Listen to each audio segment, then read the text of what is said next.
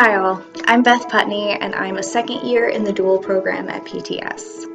Despite being online, I've been able to engage in ministry at East Falls Press, and it has been so encouraging to see how this congregation has rallied around being church in a virtual space. We're a year into this, and we still have steady Sunday attendance on Zoom, which is really telling and surely a sign of resurrection hope. Through the Incubator program, we were encouraged to work on a neighborhood exegesis project.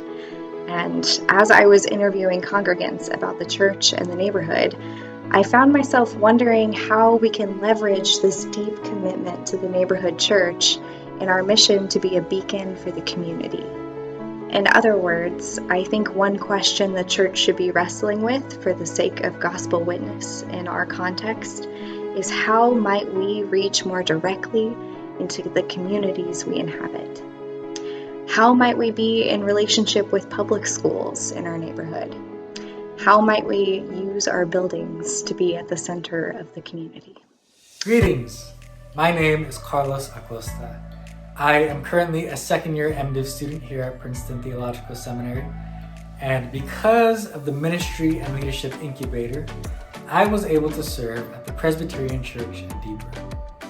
It was here that I saw resurrection hope in the form of intentionality. Their intentionality to develop and empower young leaders, to reach out and minister to young families. This was encouraging to me because it showed PCDR's desire and commitment to edify the future of the church by cultivating spaces for young people to engage in ministry, to have conversations around the matters prevalent in our generation, and to see and experience the beauty, the transforming power of the gospel. Now that it's gotten its feet wet in the digital landscape for ministry, how will it continue making an impact in that domain?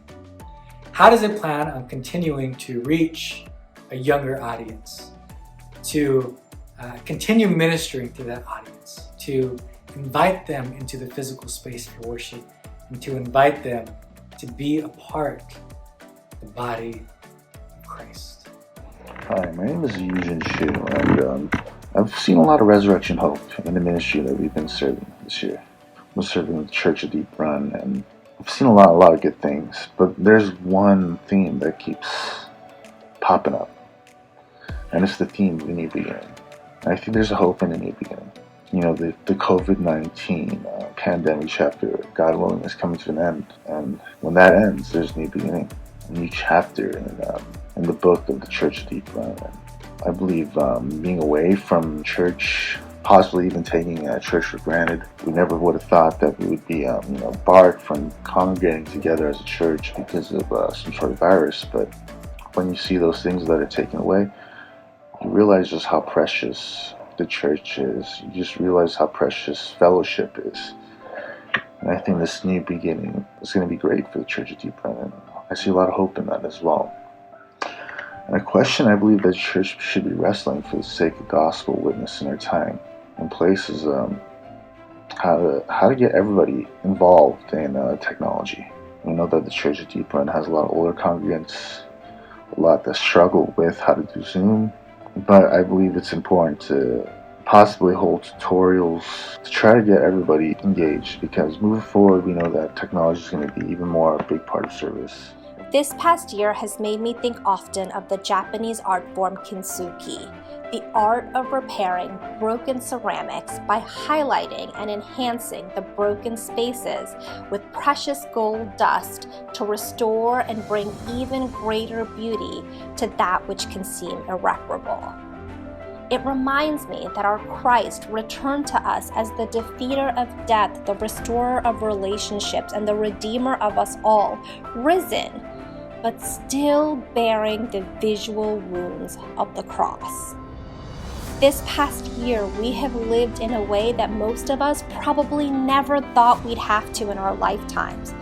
And yet, there is hope, the resurrection hope of Christ, to be found all around us.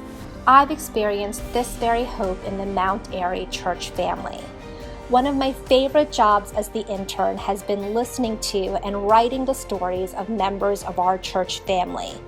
They have shared their struggles, their pains, their challenges, their wounds. And I and so many who have been able to know their stories have found hope from my own splintered places.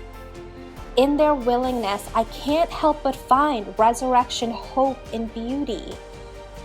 I wonder if we, the church, were willing to be that brave and reveal our vulnerabilities, to share our individual and collective brokenness and wounds. Might we together be able to create something of beauty, something that offers the hope we trust in to the world around us?